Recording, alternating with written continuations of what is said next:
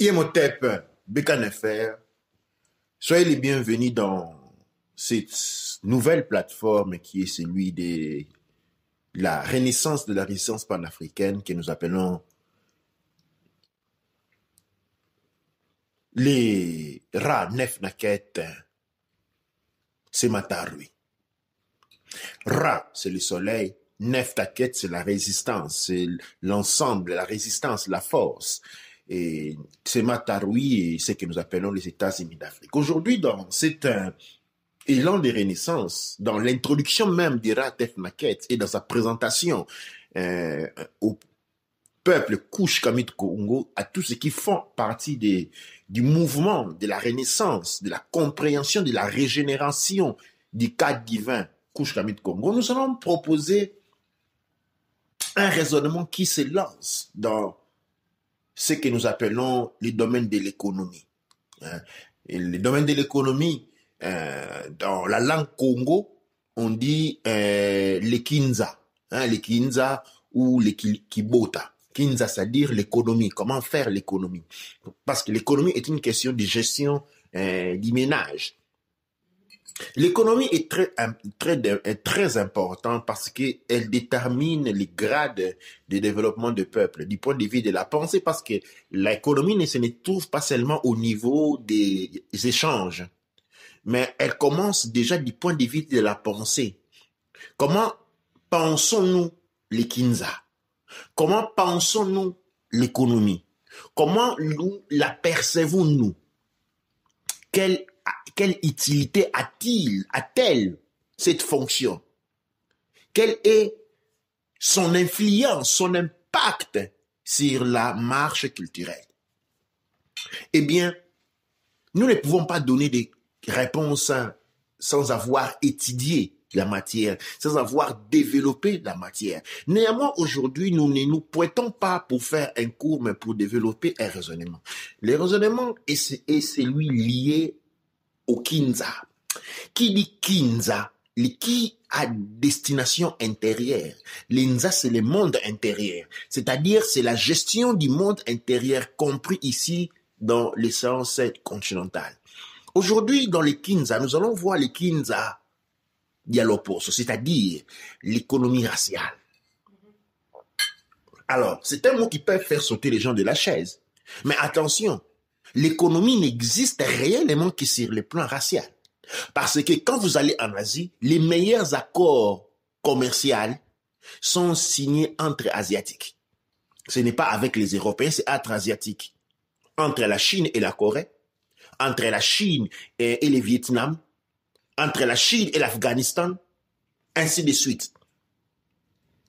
Tout comme quand on vient en Occident, les meilleurs traités commerciaux, les meilleurs accords commerciaux, eh bien, sont signés à l'intérieur de l'espace occidental, entre les Anglais et les Italiens, entre les Français et les Belges, entre les Allemands et les Polonais,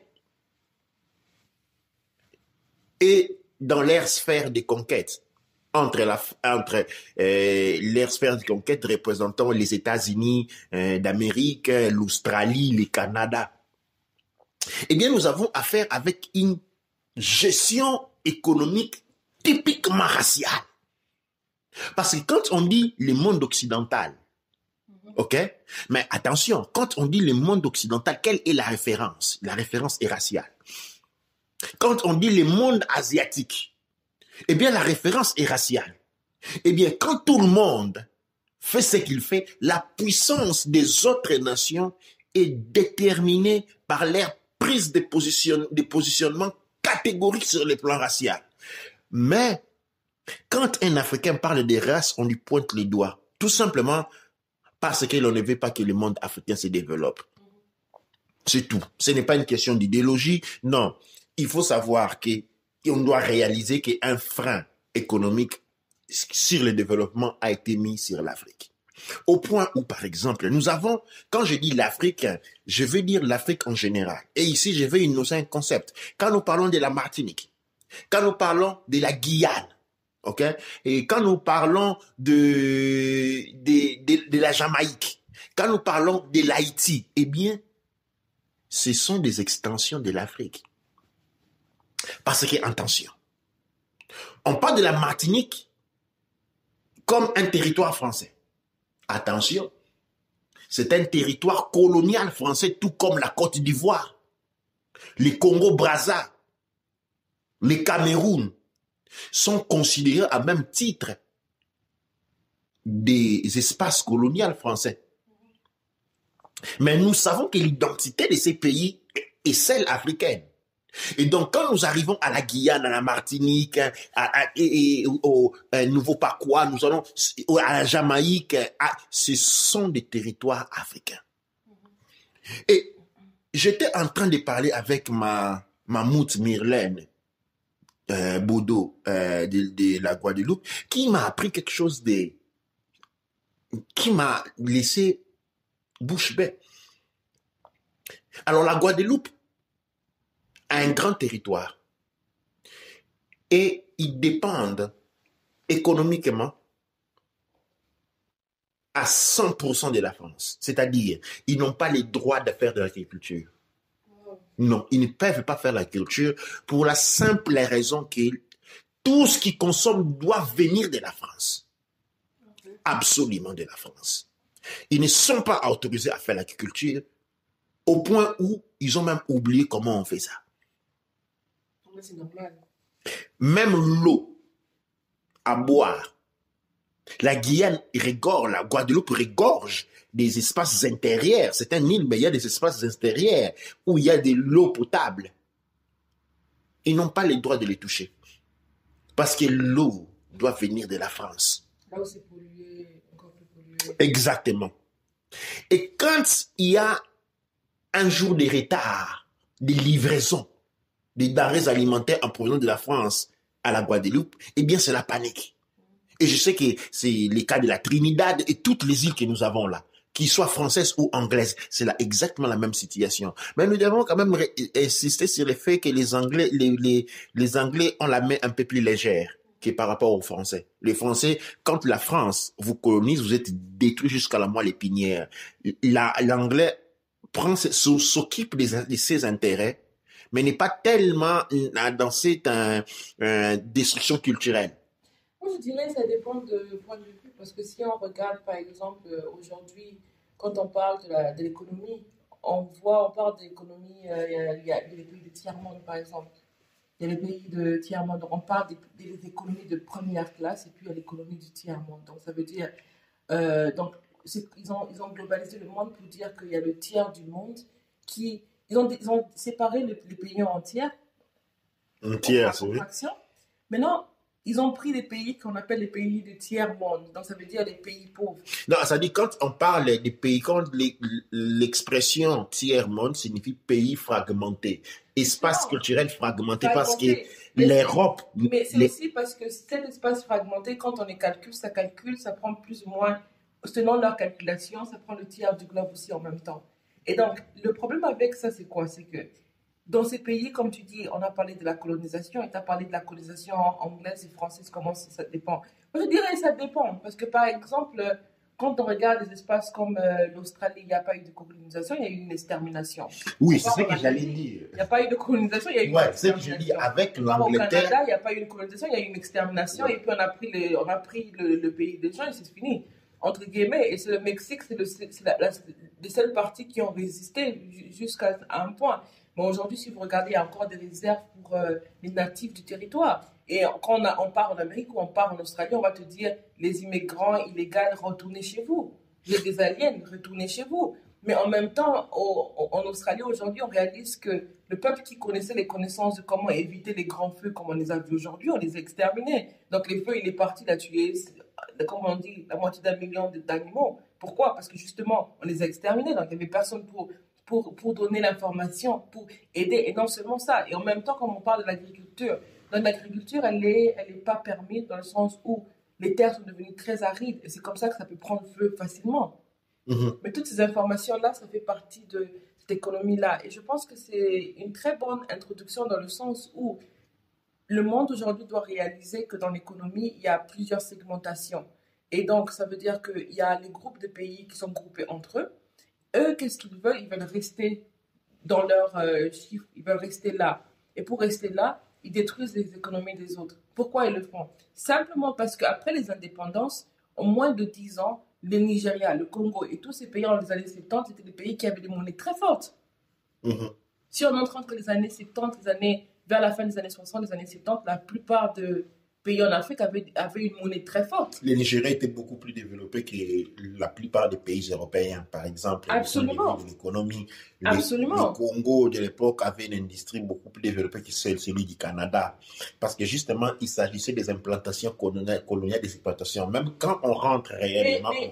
Mais justement, c'est ça le point. Ça veut dire que, même pas ça, par exemple, moi je me rappelle avoir lu un livre qui parlait du Nigeria, qui parlait de l'histoire du Nigeria. Il parlait comment on a utilisé la dette pour détruire le Nigeria, dans le sens où les Nigériens, il avait son économie, il était en train de produire pour lui-même. Donc on enlève l'idée de production, on donne l'idée d'acheter pour revendre.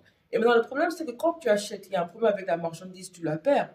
Et donc on a utilisé ça pour détruire, mais aussi on a instauré un système de dette. Le système de dette, il favorise quoi? Il favorise certains dans le détriment des autres. Aujourd'hui, en UK, quand il y a un problème, ça dépend de quel genre de compagnie vous êtes. Si tu es une petite compagnie, tu as des dettes, tu fermes et puis tu pars à la maison, tu vends ta maison et tu vends tout.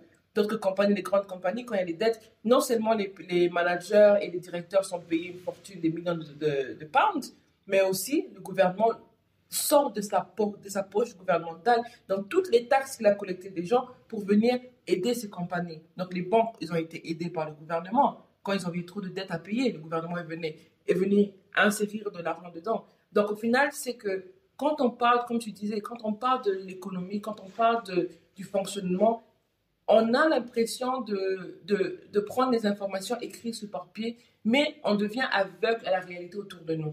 Ouais, absolument, absolument. Et ça, c'est une des raisons pour laquelle nous avons cette émission qui veut jeter des bases raciales sur le domaine de l'économie. La faiblesse économique est une peste, est une pestilence. Absolument. Quand économiquement on est faible, on ne peut pas parler de développement. On ne peut parler de rien. Mais d'où trouve-t-on cette force économique? Aujourd'hui, nous vivons dans un monde qu'on appelle le monde de la confusion. C'est-à-dire où on pense que, je me souviens, j'étais en train de parler avec un artiste, un sculpteur africain qui se plaignait, congolais, qui se plaignait de la chute du secteur, du point de vue de sa capacité rémunérative, du fait que, eh bien, il n'y avait plus des étrangers pour acheter les masques. Wow. Il n'y avait plus des étrangers pour acheter les masques et donc il y avait une baisse. Pourquoi? Parce que l'on n'a pas compris, il n'existe pas encore aujourd'hui diffuser une étude économique africaine. Parce que l'étude économique africaine se bat, avant d'être économie, elle se base sur des consuétudes et sur la psychologie populaire. C'est en étudiant les consuétudes, c'est-à-dire les habitudes, des dépenses, des habitudes, les besoins, ok, en les croisant avec la psychologie territoriale, qu'on développe une économie. Parce que l'économie est là pour répondre aux besoins. L'économie n'est pas là pour générer des millions. Non, elle est là pour répondre aux besoins.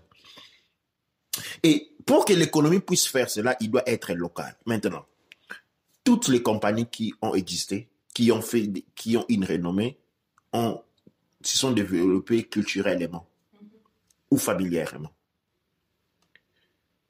Parce que la famille, une compagnie familiale, toutes les compagnies qu'on peut avoir, qu'il s'agisse de Mercedes, qu'il s'agisse de Punte, de toutes les grandes compagnies, ont commencé dans un environnement familial. Pourquoi? Parce que la famille, naissant déjà de la philosophie économique fordienne, donnait les ressources humaines capables de permettre à la compagnie de pouvoir grandir. OK? Et quand les parents viennent travailler gratuitement, c'est-à-dire un volontarisme associatif, ok, dans une compagnie, à la naissance d'une compagnie, la compagnie ne pourra jamais grandir s'il doit déjà payer des salaires. C'est pourquoi une compagnie pour survivre doit grandir, doit naître et grandir dans un environnement familial ou communautaire en se basant sur la main-d'œuvre contributive, pas gratuite.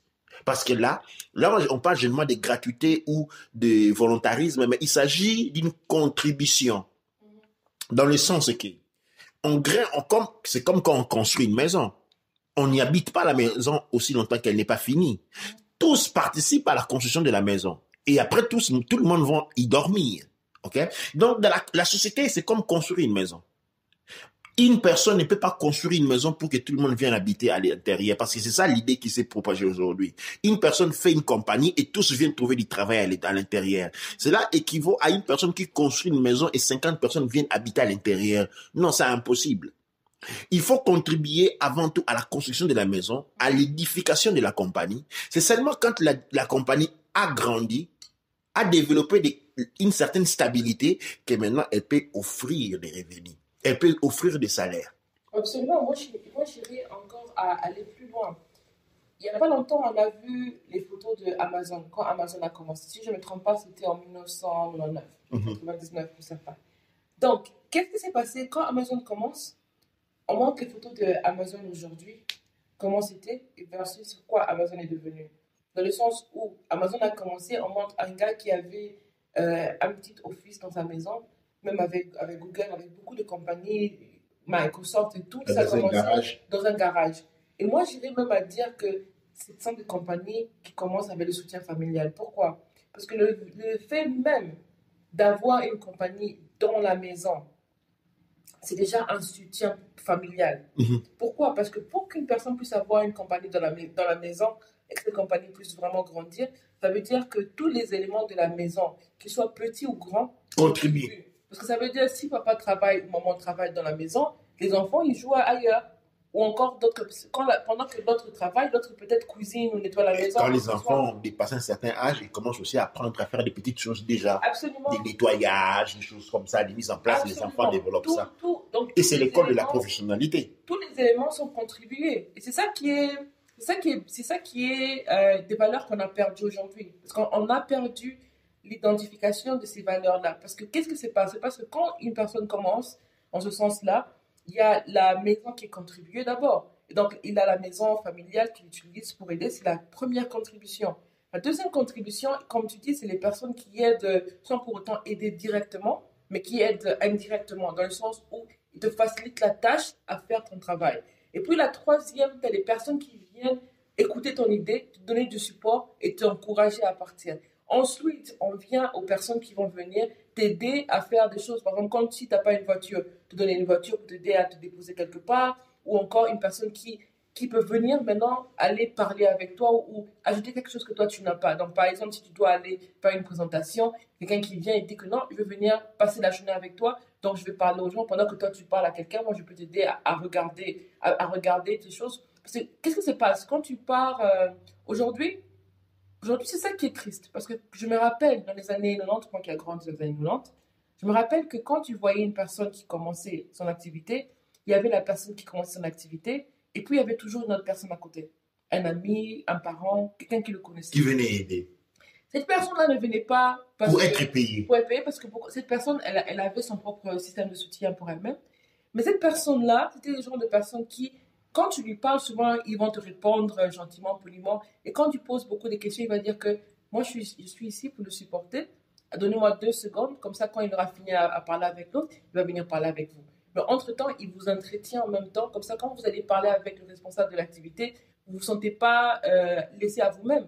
Donc, ça donne un sens de... Comment on appelle? Un sens de customer service, que j'en appelle aujourd'hui. Oui, très développé. En fait, je me fais rappeler que quand j'étais tout petit, moins de 10 ans, j'habitais à Limité, à Kinshasa, au Zaïre, et ma grand-mère avait un commerce de l'huile de palme, et il y avait l'huile de palme, mais il y avait aussi des savons. Il y avait des savons, beaucoup de choses, je me rappelle, il y avait des savons, des allumettes, des choses pareilles. Et quand j'étais à vacances, quand on allait chez la grand-mère, eh bien, c'était nous les vendeurs. On s'est réveillé le matin, à l'heure du travail, ok? On soulevait les cartons de savon et on allait dans le magasin, on les plaçait, on étalait tout bien, OK? Et on était là, on vendait, c'est ça notre journée, c'était ça notre vacances. Et on vendait les savons, on vendait les allumettes, on vendait plein de choses comme ça, jusqu'au point, je me souviens, à un moment donné, ma grand-mère m'a acheté une très grosse carton des allumettes pour moi-même, que j'ai vendu moi-même. C'était pour moi. OK?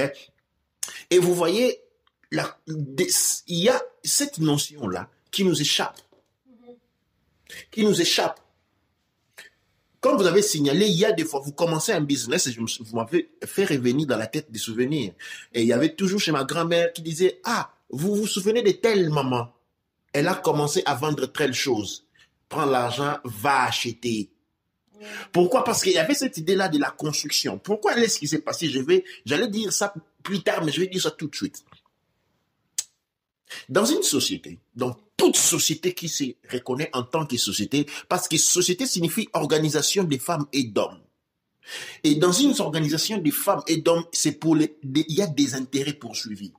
Quel est l'intérêt? L'intérêt est le développement de cette communauté, le développement de cette société, et non le développement des individus, parce que le développement des individus va aux pertes de développement de la société. Alors, quand est-ce que ces problèmes naissent? Ces problèmes naissent avec l'éducation coloniale. Parce que l'éducation coloniale, écoutez-moi très bien, vous ne verrez, on ne nous a pas dit qu'aller apprendre à devenir médecin pour, par exemple, pourquoi voulez-vous devenir médecin? Je voulais poser la question. Non, c'est parce que dans ma communauté, il y a beaucoup de malades. Les enfants sont malades et je vais aller devenir un médecin pour faire si que il y a moins de malades et de cette manière, la richesse de la communauté, en ce qui me regarde, la richesse raciale, parce que je vais toujours parler en termes raciaux, la richesse raciale va grandir. Pourquoi je vais devenir ingénieur? Eh bien, parce que nous avons des problèmes d'électricité. Nous avons des problèmes mécaniques. Et cela retarde la communauté. Ouais, cela retarde la communauté, cela retarde le développement de la race. Je vais aller apprendre la mécanique pour faire ce que cela ne se produise pas et la race va se développer. Pourquoi je vais devenir un enseignant? Eh bien, parce que je vois que le niveau culturel est assez bas. Je vais apprendre pour remédier à cette situation. Pourquoi? Dans le but de permettre la communauté, la famille, la race à s'élever. C'est ça, quand on dit société. Et dans la société, les énergies sont organisées pour implémenter la société parce que plus que la société est riche, aujourd'hui, voyons par exemple un Suisse. Au fait, quand tu dis société, j'ai traduit en compagnie et je me suis rappelé quand je faisais les cours de droit. Et quand je faisais le cours de droit, qu'est-ce qui s'avère? Il s'avère que quand on parlait de société ou de compagnie, compagnie, ça veut dire le compagnie en français. Compagnie en anglais, ça veut dire, c'était pris du mot compagnie en français, ce qui veut dire un groupe de personnes. Compagnon, accompagné. Un groupe de personnes. Donc ça veut dire que des personnes qui commençaient une compagnie devaient avoir, je pense, plus d'une personne. Il fallait avoir 2 personnes. Ça vient de l'armée, cette expression compagnie. Il y avait plusieurs personnes ensemble qui maintenant venaient créer une compagnie parce que vous avez des compagnons, vous avez des personnes autour de vous. En fait, ça vient de l'armée. Dans l'armée, on dit les compagnons d'armes. Compagnons d'armes, ça dit plusieurs personnes. Quand on dit une compagnie, il s'agit pas de quelqu'un qui engage des gens, mais il s'agit de plusieurs personnes qui viennent ensemble pour tuteler les intérêts communs. Alors, je vais finir de mon raisonnement. C'était plus tard qu'ils ont remis le fait qu'une personne pouvait avoir une compagnie à son nom. Ça, c'est une destruction. Parce que la nature a un certain fonctionnement que nous devons toujours accompagner. Maintenant, la conception du groupe, la conception de la compagnie familiale suit ces modèles-là que je venais de définir. C'est-à-dire, il y a, quand on n'arrive pas à fonctionner de cette manière-là, j'ai parlé des intérêts. Les intérêts sont toujours communs. Pourquoi? Parce que j'ai donné l'exemple prenez un Suisse. Tout le monde sait qu'on ne dit jamais que les Suisses sont riches, mais la Suisse est riche. Et donc, n'importe quel Suisse se présentera chez vous. Dès qu'il vous fait montrer son passeport, eh bien, c'est un homme respectable. Vous n'allez pas demander s'il a étudié ou il n'a pas étudié, peu importe. C'est un homme respectable. Parce que la communauté qui lui représente est respectable. Ok, non? Maintenant, nous nous posons souvent la question. Pourquoi on... Écoute, ça c'est une chose. Quand vous allez aux États-Unis aujourd'hui, ok, qui mettent les bombes? On dit, entre tirets, les musulmans, les Arabes. Ok, les Arabes mettent les bombes. Combien de fois on a entendu la police tirer sur les Arabes? Des Noirs. Les Noirs, si je me souviens, mais on n'a jamais entendu dire que les Noirs ont mis une bombe quelque part. Mais la police tire toujours sur les Noirs. Pourquoi pensons-nous que cela arrive?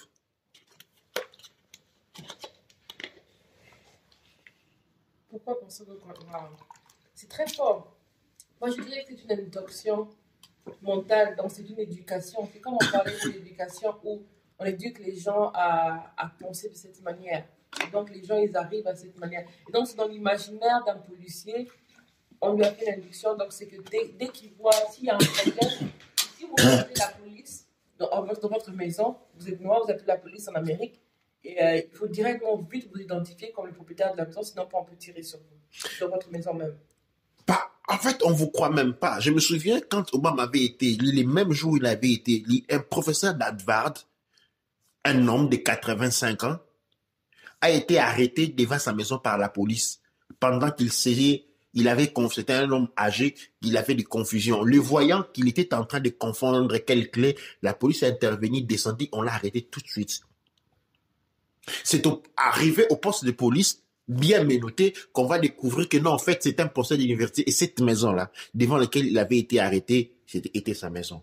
Je reviens à ma question. Pourquoi la police aux États-Unis tire sur les Noirs qui n'ont rien d'avoir avec le terrorisme et ne tire pas sur les Arabes?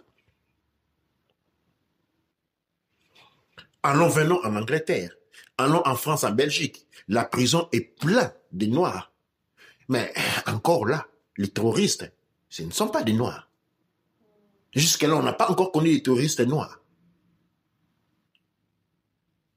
Pourquoi? Parce que l'Afrique est pauvre.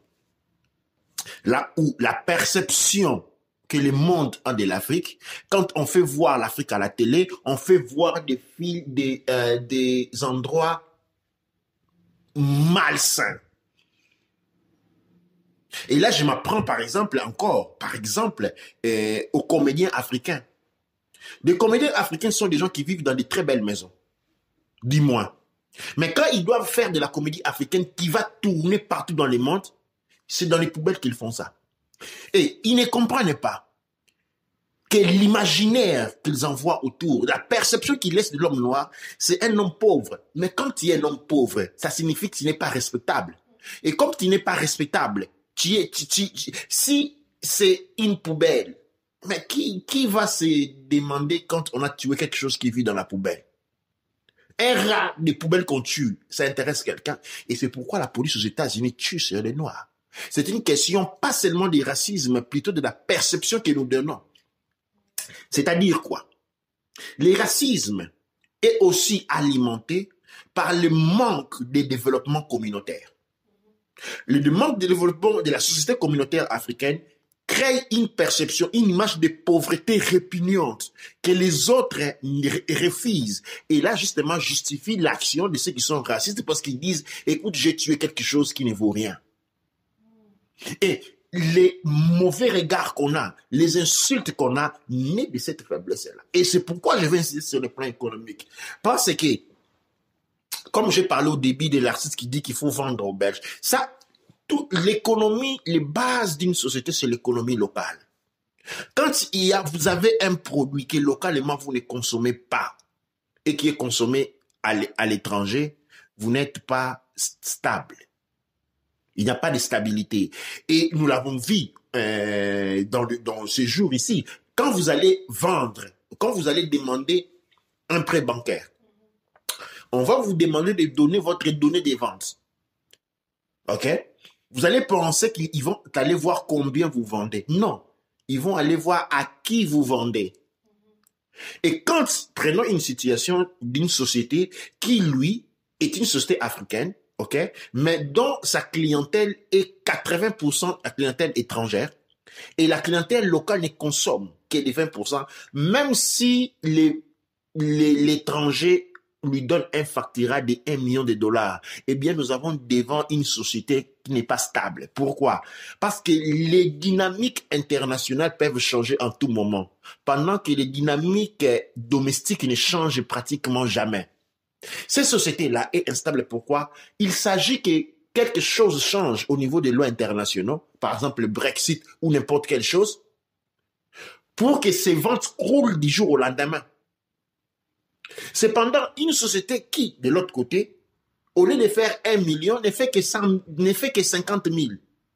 Mais ces 50 000 là, 80% de ces recettes viennent de son économie locale et 20% viennent de son économie étrangère. Eh bien, la banque va investir sur celui-là, malgré sa petite taille.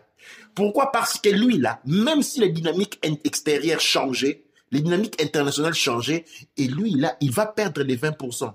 Pendant que la société qui encaisse 1 million de dollars va perdre 80% de ses recettes et va se retrouver par terre. Dans le développement économique, la base, ce sont des choses que nous avions eues dans les années passées de manière instinctive, mais qui n'ont jamais été mises sur livre, qui n'ont jamais été développées. Qui n'ont jamais été appréciées. Parce que moi, je l'ai ramené à la partie où tu parlais de l'éducation. Parce que quand tu as parlé de l'éducation, tu parlais de comment l'éducation nous envoie dans une ligne individuelle. Moi, j'irai plus loin. Parce que qu'est-ce que je retrouve aujourd'hui? Parce qu'avec Mbikoudi, j'ai des volontaires. Donc, j'ai eu particulièrement une volontaire qui était jeune. Et alors, on a eu. En fait, c'était genre, elle veut créer sa propre société à elle. Et elle voulait aussi que je devienne son mentor. Donc, mentor, c'est une forme de coach pour l'aider en même temps. Donc, on fait cet échange-là. Alors, elle me dit que comme elle est en train de créer des produits de beauté, et j'appelle ça lip gloss, par exemple. Elle est en train de créer des lip gloss. Et alors, elle dit que non, pour faire ces produits, elle doit les fabriquer. Donc, elle est dans sa première année de fabrication. Effectivement, elle n'a même pas encore fait une année. Donc, c'est vraiment quelque chose qu'elle a commencé il n'y a pas longtemps. Alors, en lui parlant comme ça, et j'ai remarqué ce langage revenir plusieurs fois, c'était qu'elle m'a dit que comme elle est dans une situation où elle ne peut pas encore vendre ses produits, donc elle voit que faire les produits, c'est une perte de temps, parce qu'elle ne peut pas les vendre encore. Donc faire les produits, c'est une perte de temps pour elle, mais elle préfère sortir avec ses amis.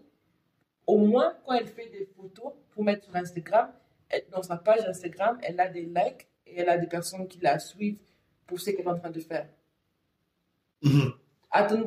J'espère qu'on voit un peu. Donc, je me suis dit, attends. Je dis, quand tu sors, et c'est ça, l'idée c'était, elle avait dit que pour elle, elle trouvait qu'il n'y avait pas de valeur pour elle de faire du hip-hop. Donc, je l'ai arrêté, je lui demandais, quand tu sors, combien tu dépenses pour sortir? Elle dit, non, j'utilise, ils ont tu vois, les abonnements, ils ont un abonnement genre familial où il n'y a pas de photos, donc n'importe qui dans la famille peut utiliser qui a plus de 18 ans. Donc, elle utilise l'abonnement de son père. Je dis, ok, tu utilises l'abonnement de ton père, donc tu as l'abonnement familial qui est gratuit, que tu utilises. Ok. Donc, si tu n'avais pas l'abonnement, combien tu allais dépenser pour la sortie? Plus ou moins, disons, 5 livres, disons, 5 euros, 5 euros, 4 livres, l'aller-retour. Je dis, bon, donc, tu te rends compte qu'à chaque fois, quand tu sors pour aller faire des photos pour Instagram, il y a un investissement de 5 euros qui est mis dedans, entre guillemets. Cet investissement-là, toi, tu ne le vois pas parce que c'est ton père qui a investi dedans. Donc, c'est l'opportunité que lui t'a donnée, ça, cette valeur économique de tot. Mais l'autre chose que tu ne prends pas en considération, c'est que les vêtements que tu portes, quelqu'un a pris ces vêtements-là et tot. Tes amis qui viennent faire la photo pour eux, eux aussi, ils ont leur investissement aussi, dans le sens où ils ont leur participation. Maintenant, si on enlève tout ce qui a la valeur, alors je lui dis, toute cette participation-là, tu ne le vois pas. Donc, à chaque fois que tu fais une photo sur Instagram, donc si moi je parle dans ton compte et tu as 100 photos que tu as publiées, entre guillemets, si on multiplie par les 5 euros, c'est 500 euros comme ça que tu as dépensé pour faire ces photos-là. Tu as reçu combien en retour? En argent? 0. Pas de problème, on continue. Maintenant, si tu devais continuer à faire ce que tu fais, qu'est-ce que tu vas bénéficier? Alors elle me dit, bon, si je vends, mais je ne peux pas vendre, je bénéficie de l'argent. Je dis oui, argent, c'est un point, on lève. Donc, on a dû passer 10 minutes parce que tout ce qu'elle disait, c'était relié à l'argent. Alors, elle a dit comme avantage, elle a le fait que en faisant, elle devient meilleure à faire. Donc, ça aide quand elle ne fabrique pas, elle a pas sa créativité diminue. Quand elle fabrique, sa créativité augmente. Il y a aussi la réaction des gens qui sont contents de voir des produits, d'utiliser des produits de bonne qualité.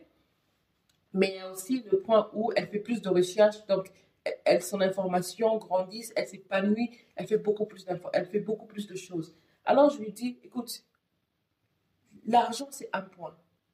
Mais toi à l'école, on t'a appris à apprécier que l'argent. Tu sais que les gens font tu sais qu'est-ce que les gens font pour avoir que l'argent? La prostitution. Exactement. Donc on t'a appris qu'à faire qu'une chose que pour l'argent. On t'a appris à ne pas comment on dit, à ne pas valoriser les autres éléments qui viennent, les autres investissements faits sur toi non monétaires. Tu ne sais pas voir les non monétaires et aussi les autres avantages non monétaires que tu as, qui te développent toi. Parce que tu es une personne qui est jeune, qui est en train de développer son caractère, développer le genre de personne que tu es. Et toutes les recherches que tu fais vont faire qu'une fois, quand tu seras prêt à entrer dans le domaine du travail ou à faire ta compagnie, tu auras beaucoup plus d'informations, tu seras plus habile à faire ce que tu dois faire. Mais malheureusement, pour beaucoup de jeunes et beaucoup de personnes aujourd'hui, on va passer de l'expérience, on va passer la possibilité à apprendre. Parce que c'est justement là où on revient avec les compagnies de famille. Parce que moi, je suis une compagnie qui commence, qui n'est pas encore vraiment très grande. Donc, du coup, il y a une personne qui vient, elle apprend de moi, elle apprend de mes erreurs, elle apprend de tous les succès que j'ai eus pour qu'elle, quand elle va commencer son départ, elle va commencer la sienne, ça sera plus facile parce qu'elle a pris le temps pour apprendre. Exactement, en tournant sur un élément que venait de mentionner. J'ai parlé avant de l'économie culturelle et l'éducation culturelle. L'éducation culturelle a pour faire le développement culturel. Le développement culturel, c'est le développement familial, le développement communautaire et le développement racial. Okay? C'est ce qui apporte la fierté que tout le monde aujourd'hui regorge. Maintenant, il se passe que, et on est en train de voir ça dans les sociétés occidentales maintenant qui sont en train de se dégringoler. Pourquoi? Parce qu'il y a ce qu'on appelle l'éducation de la prostitution. C'est quoi la prostitution? La prostitution, c'est l'art de vendre des services aux meilleurs offrants. Et nous, spécialement dans le monde africain, nous avons connu et il existe encore une éducation à la prostitution. C'est quoi l'éducation à la prostitution? C'est celui d'aller étudier, devenir un médecin avec le seul objectif de creuser l'écart social, de se permettre des choses que sa communauté ne peut pas se permettre. Tout de suite, on quitte son quartier pour aller vivre dans un quartier où les riches vivent, on creuse un écart social. Et on ne se rend pas compte en creusant l'écart social, on affaiblit l'image raciale en soi pour soi. C'est l'éducation pour laquelle on va devenir médecin pour de l'argent, pour être payé. Et nous avons connu des situations comme nous avons vu à Kinshasa, République démocratique du Congo, à Mamayemou, dans l'hôpital central, où les gens viennent et le médecin ne veut pas traiter parce qu'il n'est pas payé. S'il n'y a pas l'argent, il ne paye pas, il ne traite pas. Et des personnes meurent devant les médecins qui disent avoir géré, je sais pas, les jugements d'Hippocrate, pour les jugements de l'hypocrite. Ok? Il va laisser quelqu'un mourir parce qu'il n'a pas été payé. Alors là, nous avons devant une... C'est pas seulement au Congo, on a partout. C'est-à-dire, nous avons... C'est pourquoi ceux-ci sont en train de... L'Occident, laissons-le de côté, nous parlons parce que c'est nous qui avons perdu. L'Occident a toujours eu cela comme culture, le monde du profit, où nous avons connu... Pourquoi ont-ils fait des guerres? La guerre des 100 ans. L'Europe, c'est le territoire le plus sanguinaire du monde, du point de vue historique, pour des questions de profit. Nous, par contre, nous avons perdu et cela justifie, en perdant, ok, dans la poubelle. Nous nous sommes mis dans les conditions de quelqu'un qui a nous nous sommes laissés introduire dans un monde de l'hyper-agressivité pendant que nous n'avons pas cette agressivité. C'est-à-dire, nous sommes destinés à perdre dans ce monde-là. Parce que nous avons abandonné notre monde d'assurance et nous sommes rentrés dans un monde que nous ne connaissons pas. Nous avons embrassé un monde que nous ne connaissons pas. Et la caractéristique fondamentale de ce monde-là, comme le souligne le professeur, le savant Govi Gomez, l'homme blanc ne croit pas à la force des droits. Il croit au droit de la force. Et ce monde-là, occidental, il est régi non par la loi, mais il est légi par la force. Et maintenant, ces attributs-là, ce sont des attributs que nous n'avons pas culturellement. Culturellement, nous ne les avons pas. Nous ne sommes pas habitués à l'agressivité constante et permanente. Nous ne sommes pas habitués à vivre en des zones de guerre. Nous ne sommes pas habitués culturellement. Nous n'avons pas une culture qui se base sur la guerre. Et par contre, quand nous nous mettons à jouer les jeux du chat en état de souris, et la mort est certaine. Tu vois, la mort est certaine. Et ces jeux, nous l'avons fait en abandonnant la balance culturelle, en épousant une vie de la prostitution professionnelle. C'est-à-dire, on va étudier, on devient un mécanicien, on devient un ingénieur, on devient un pilote, on devient tout ça, pas pour contribuer à l'émancipation de la communauté, de la race, mais plutôt à la propre émancipation en termes à s'offrir au meilleur offrant. À s'offrir au meilleur offrant.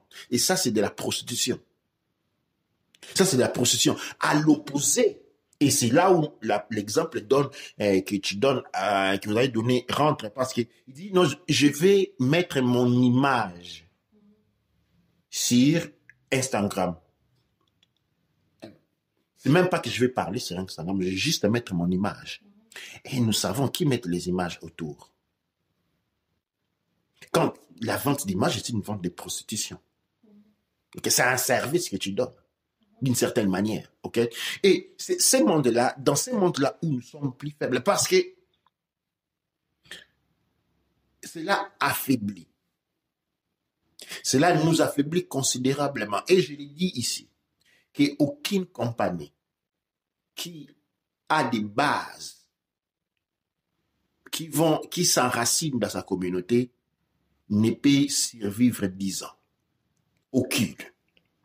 Aucune. Quand vous venez en Europe, vous trouvez des sociétés, on a écrit since 1845. Ils vendaient à qui? À leur communauté. Et l'Internet apporte une confusion dans ça. Parce que l'on pense qu'avec l'Internet, il faut aller faire la publicité. Mais attention, souvenez-vous, il y a 35 ans, parce que le développement économique, ce n'est pas les derniers 25 ans. Ils ont été pendant les années passées où il y avait, les radios étaient locales. Les chaînes de télévision étaient locales. Et quant à la radio, chaque coin avait sa propre radio, chaque territoire avait son propre radio. Et la publicité de la radio était celui pour faire savoir aux gens de sa communauté qu'il y avait ouvert une activité là. Et c'était les gens de la communauté qui venaient travailler. Mais spécialement dans un environnement familial. Une société ne peut pas grandir aussi longtemps qu'il commence à payer des gens. Pourquoi? Il faut que la jeunesse, cette force, la jeunesse, soit utilisée par les nouvelles compagnies, de manière à ce que les compagnies puissent grandir en utilisant cette force jeunesse, de manière à ce que ces enfants-là ne sont pas en train d'être utilisés. Ce n'est pas de l'exploitation. Ces enfants sont en train de faire une contribution à la construction de leur bien-être futur, parce que quand ils auront 18 ans et qu'ils auront un travail, si ces postes-là, en vrai, qu'ils connaissent à 100% et qu'ils ont développé, ils pourront maintenant avoir un salaire dessus. Je pense même, j'irais même à dire que récemment, il y a eu beaucoup de changements. Et malheureusement, c'est les jeunes d'aujourd'hui qui vont en payer. C'est dans le sens que, en regardant dans toutes les formations, dans tous les domaines, c'était fait que toutes les personnes qui étaient jeunes, qui voulaient avoir une formation dans un domaine, ils pouvaient y aller. Et on garantissait que la personne avait le minimum vital. Dans le sens où la personne était bien à l'aise, avait tout ce qu'il fallait. Et surtout, la personne n'avait pas de responsabilité parce qu'il est jeune. Donc, du coup, on sait que la personne est occupée par ses parents ou par une structure ou même lui-même, mais il a quelque chose. Et donc, au final, il a tout ce dont il a besoin pour survivre. Mais ensuite, la personne vient pour apprendre. Mais la motivation, pourquoi? C'est pas une motivation financière. Pourquoi? Parce que beaucoup d'entre nous, on sait très bien que quand on commence à travailler et le travail n'est pas trop bien, on regarde la montre. Parce qu'on se dit qu'au minimum, on est en train de faire nos heures. Mais enlever cette structure financière pour les jeunes surtout, ça fait que la personne vient apprendre sans préjugés, sans autre chose. Donc on apprend, on prend les informations, on est bien formé. Et une fois qu'on est bien formé, et maintenant on connaît le travail qu'on a fait, maintenant on est rémunéré. On n'est pas rémunéré parce qu'on doit être rémunéré, mais on était rémunéré parce qu'on doit d'abord valoriser l'apport que la personne vient, mais aussi parce que c'est lui-même la personne qui a créé sa valorisation dans une compagnie. Et c'est ça la chose. Il y a une chose qui est différente, c'est qu'aujourd'hui, le problème, c'est que il y a certaines parties où on voit, par exemple, des employés qui pensent que les salaires viennent des arbres. Mais non, mais c'est les employés qui créent les salaires pour la compagnie. Une fois, je me rappelle, je travaillais dans une compagnie d'assurance et on faisait, il y avait le département où on appelle ça rescue, où les personnes avaient des problèmes de dépannage. On faisait le dépannage, c'est ça. Alors, une fois un client appelé, il dit que vous me laissez là. Moi, je vous ai appelé, ça fait plus de 2 heures. Je suis là, sous la pluie, avec ma famille, il fait froid, et on est là depuis plus de 2 heures. Vous savez que c'est moi qui paye vos salaires. Alors, je vous ordonne d'envoyer quelqu'un tout de suite, sinon pas je quitte votre compagnie. Et la personne a raccroché et il est parti. Mais non, la personne à qui il avait parlé allait se plaindre. Oh, le client, il m'a grondé dessus, il m'a dit que c'est lui qui paye mon salaire et tout ça comme ça. Et les gens ont grondé et directement, le manager a dit, rappelle cette personne-là, tu lui dis qu'on va commencer une complainte pour lui, tu lui dis, on est désolé, on ne peut rien faire pour l'instant, mais une fois à la maison, on va lui faire quelque chose. Donc la personne au final, elle avait gagné quelque chose comme 100 livres. Donc on avait remboursé ses frais qu'il avait payé pour la couverture et puis on a donné de l'argent au-dessus.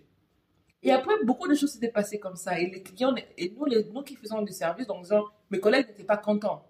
Ils disent, mais pourquoi ces gens, ils sont arrogants, ils nous insultent au téléphone, ils disent que c'est eux qui payent les salaires, eux, ils payent 30 livres ou 25 livres pour leur couverture, et après, on leur envoie 100 livres.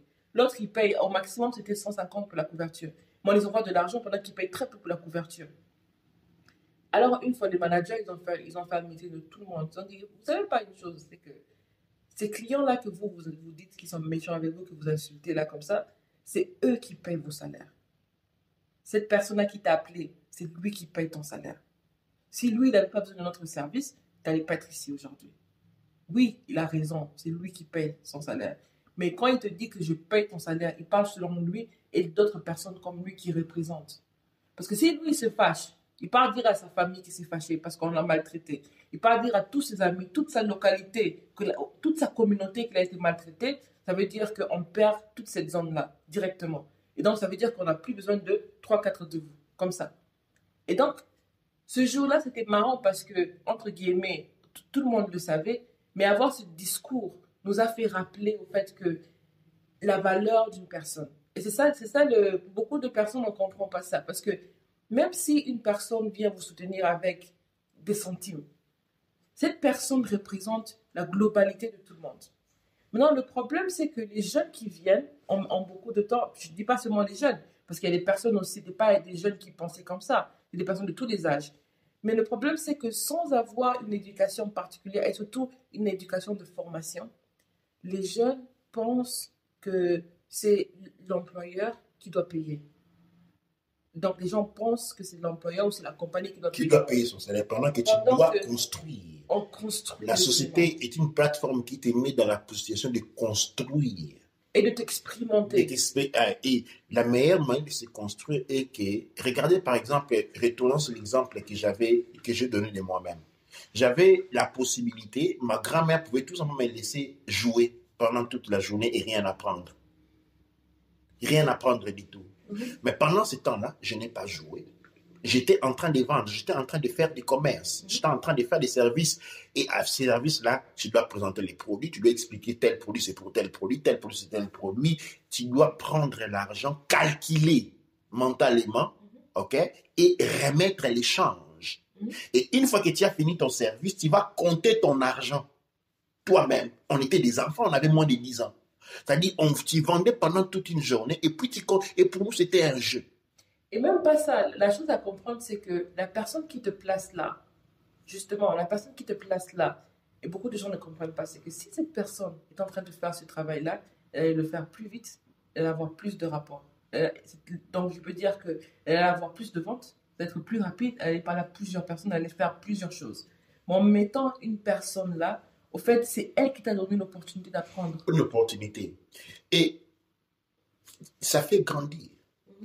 La seule chose qui a manqué, selon moi, est qu'il n'y avait pas encore, cette idée n'était pas comprise. On était en train de faire des choses de manière automatique. Comme je dis, nous n'avons pas un département, en Afrique, nous n'avons pas un département de l'économie.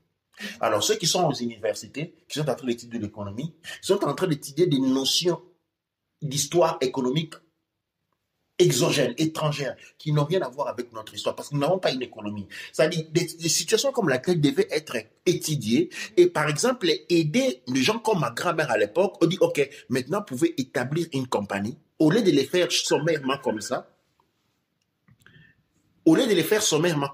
eh bien, une compagnie peut être créée, une compagnie peut être établie, et quand une compagnie est créée et qu'il a été établi, eh bien, maintenant, il y a des procédures qui puissent faire qu'il allait grandir. En ce moment-là, plusieurs jeunes allaient pouvoir suivre disons, comme moi, la société allait pouvoir grandir, réaliser qu'il y a une croissance qui est due au fait que les salaires ne sont pas payés à des personnes et qu'il y a la famille qui est en train de contribuer et que de ces manières-là, la société, une société ou telle entité devait maintenant commencer à faire des réserves monétaires, des réserves des valeurs qu'il est en train de réaliser du fait qu'il a une main-d'œuvre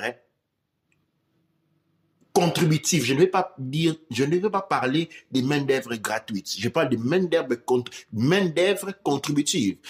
Mais ces notions-là n'existaient pas parce que nos grands-mères ne pouvaient pas inventer. Il y avait un défaut, et cela je dis dans le domaine de l'éducation culturelle. Parce que, à un moment donné, certains de mes oncles sortis de l'université sont venus, ils ont fait à ma grand-mère des discours selon lesquels, OK, tu as fait, c'est bon, nous venons de l'université, nous avons appris mieux, nous allons faire mieux. Donc, comme tu as déjà un certain âge, c'est mieux que tu te mettes au repos et nous allons continuer. Ma grand-mère dit oui, nous avons envoyé des enfants à l'école qui ont étudié, c'est juste qu'il fait ainsi. Il leur a laissé l'activité pendant 3 mois, l'activité est en faillite, 3 mois seulement. L'activité est en faillite. 3 mois. Et ça, ce sont des gens qui sont allés étudier pendant des années à l'université. Voilà que vous, en tant qu'enfant, vous passez toutes les vacances là-bas. Oui, on était mieux que eux. Pourquoi? Parce que ces gens-là sont allés se faire indoctriner à la prostitution. Quand ils sont venus, la seule chose qu'ils voyaient, c'était leur salaire. C'est comme tu as dit, qu'ils ne voient plus que je dois créer mon salaire. Il se dit que je dois être payé. Donc, moi, je suis là. Comme j'ai été appris comme manager, je dois faire ça. Je tique, et à la fin, je vais être payé parce que je suis dans la prostitution. Je suis dans un domaine, je suis dans une mentalité de prostitution professionnelle. Et le professionnalisme aujourd'hui tel qu'il est divulgué dans les travaux, dans les instituts, c'est de la prostitution, tout simplement. Et elle ne contribue pas et pour nous, et comme Marquez avait fait noter quelque chose de très important, il dit le capitalisme peut fonctionner parmi les blancs et parmi d'autres races. Mais le capitalisme en soi pour soi est une destruction pour le peuple noir. Une destruction. Pourquoi? Parce que nous avons une histoire culturelle différente d'eux. Le capitalisme, ou tout comme le communisme, sont des expériences d'évolution culturelle de l'histoire d'un peuple. On ne peut pas dire qu'aujourd'hui nous devenons capitalisme sans avoir passé par un certain développement historique. Et nous, dans notre développement historique, comme le souligne Garvey, nous avons ce qu'on appelle un socialisme sociétaire. Et j'aimerais aussi ajouter, par exemple, une chose, c'est que moi, je me rappelle en étant plus jeune, on disait que quand on prépare à la maison en Afrique, c'était quand on a assez de nourriture, on prépare non seulement pour les personnes qui sont dans la maison, mais on prépare aussi pour ceux qui peuvent venir. Donc, dans beaucoup de foyers africains, jusqu'à aujourd'hui, vous allez voir des grosses marmites. Pourquoi? Parce qu'on ne prépare pas seulement pour la famille, on prépare aussi pour ceux qui peuvent venir. Parce qu'on ne sait jamais la personne qui est venue, c'était quoi sa situation. Donc, il faut avoir de l'amour pour lui, il faut avoir de la nourriture pour lui.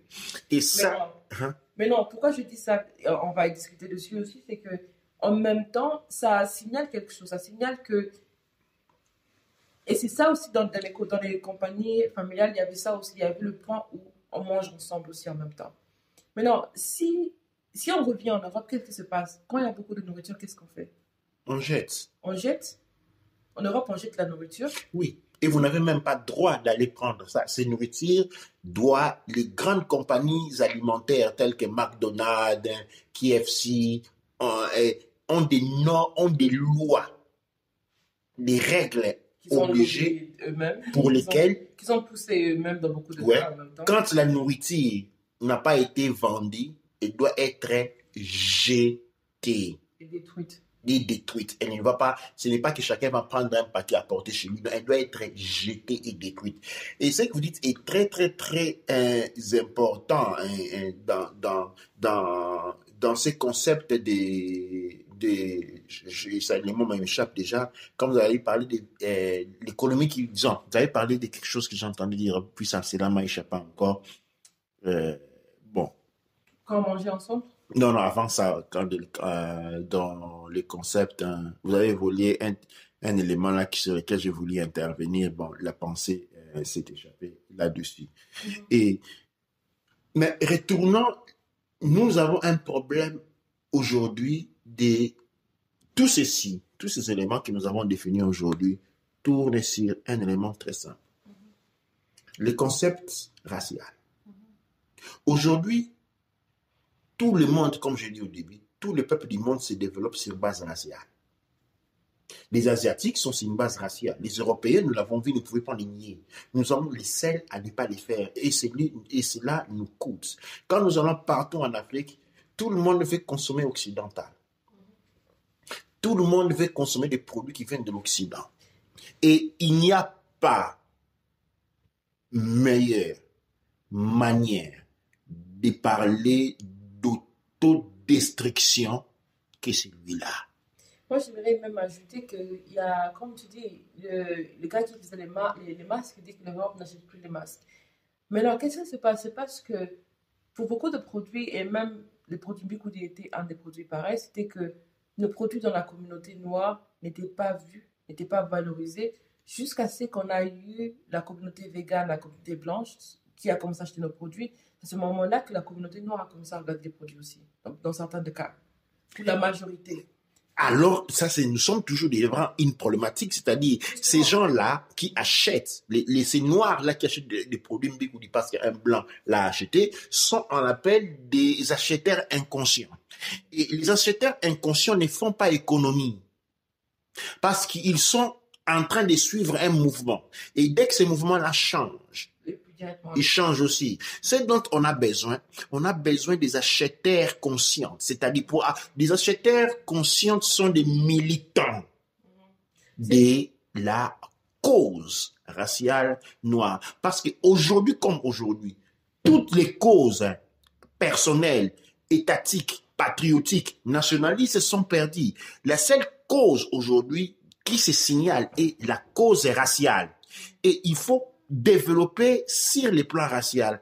Sans le développement sur les plans racial, sans le développement d'une conscience raciale, eh bien, comme je l'ai dit déjà, nous avons encore 5 ans des possibilités de développement, sinon nous n'avons plus existé. Le monde noir est en train de se faire absorber. Pourquoi?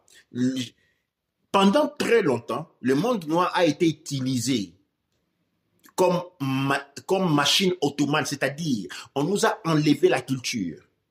Ok? Parce qu'un homme sans culture, un peuple et son culture, c'est un automate, c'est un robot. C'est-à-dire, par la déculturation, nous avons été robotisés.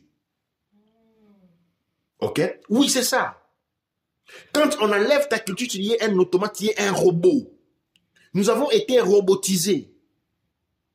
Mais nous sommes toujours restés un robot qui peut causer des ennuis. Parce qu'un robot avec la capacité, avec une possibilité de pouvoir se réveiller.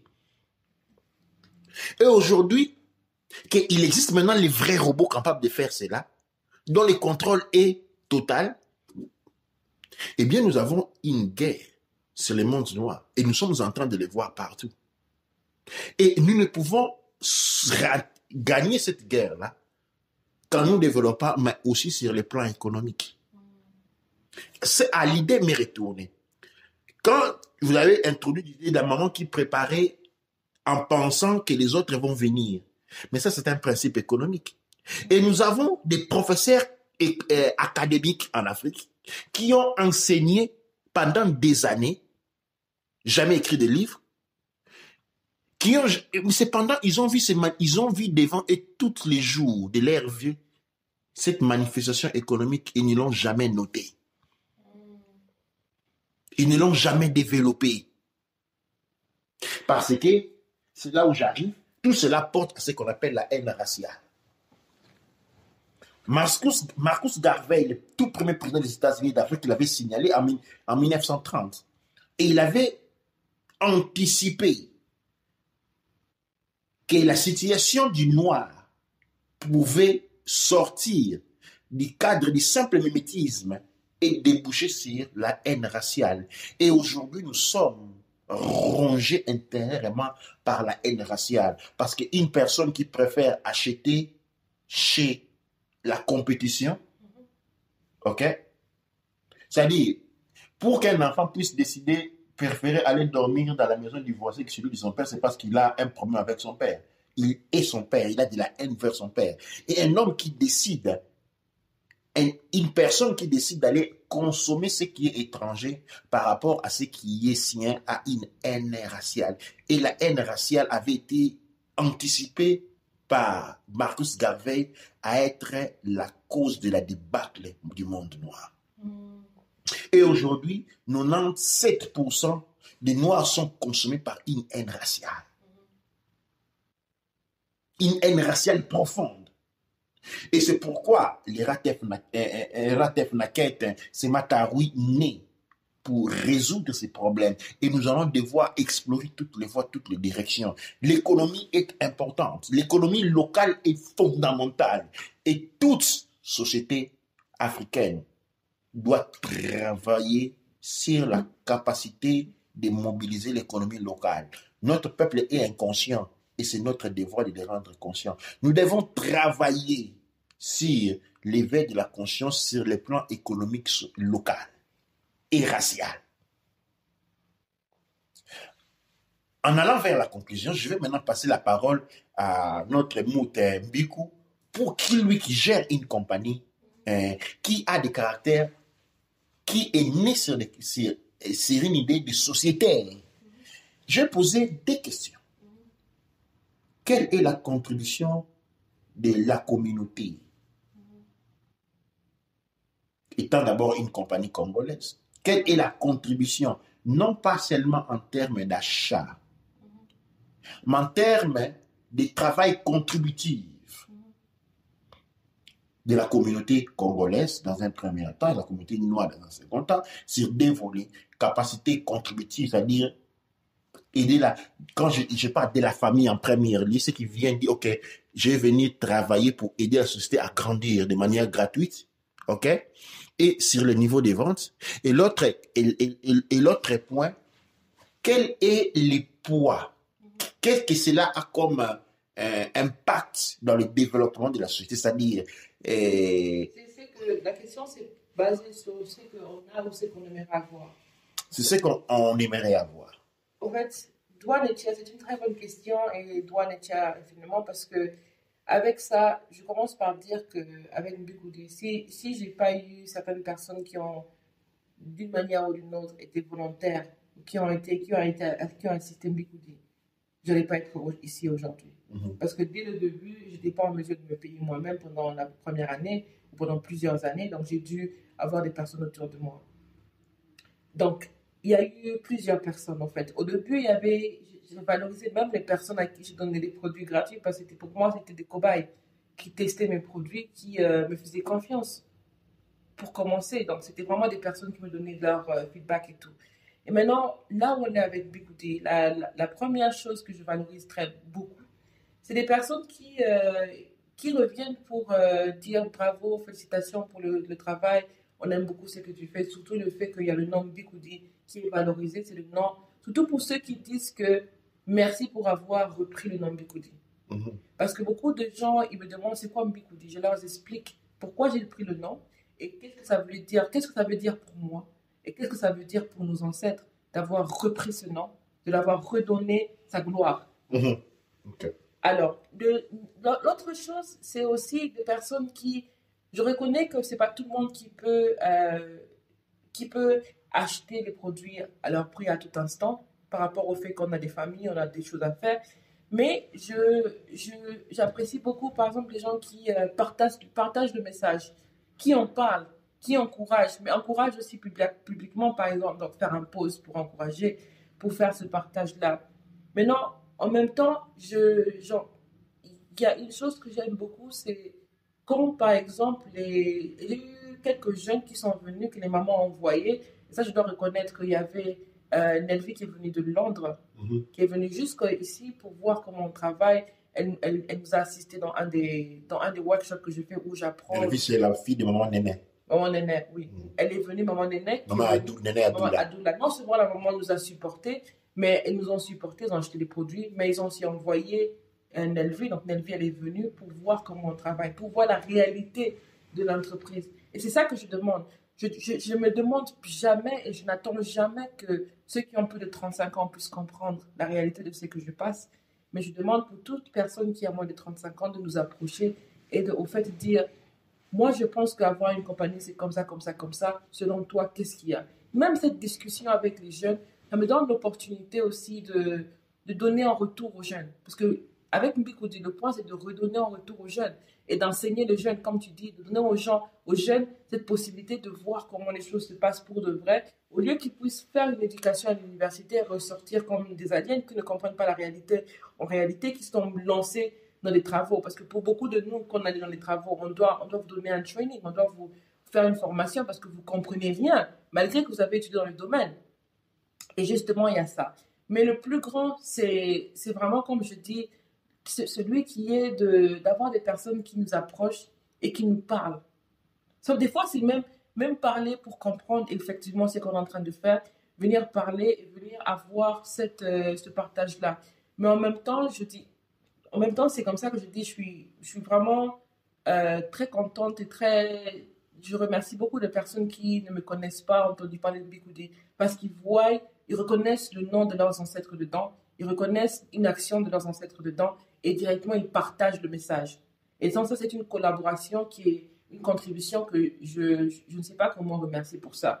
Mais en même temps, je dis aussi que pour les personnes qui ont des jeunes personnes, des enfants, des personnes qui apprennent, donnez-leur l'opportunité de venir voir de quoi Mbikoudi, qu'est-ce qu'est Mbikoudi, venir voir, venir découvrir, venir voir comment on fait des savons. Parce qu'à chaque fois quand il y a des petits-enfants qui viennent dans notre usine pour regarder comment on fabrique, regarder comment on fait du début à la fin, les enfants, ils adorent, les enfants, ils aiment beaucoup voir. Et surtout, les jeunes, ça leur donne la possibilité de voir comment ils peuvent prendre leurs opportunités, apprécier leurs opportunités de manière différente.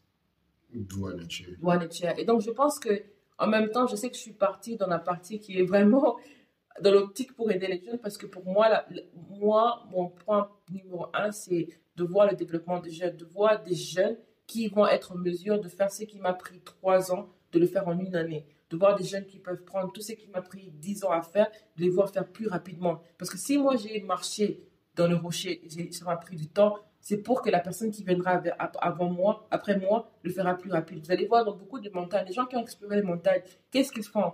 Dès qu'ils explorent les montagnes et qu'ils trouvent un moyen plus facile pour monter, ils laissent quelque chose pour que la prochaine personne qui va venir, comme c'est un espace dangereux, ils puissent bénéficier de leur avantage, de l'éclaireur qui est passé.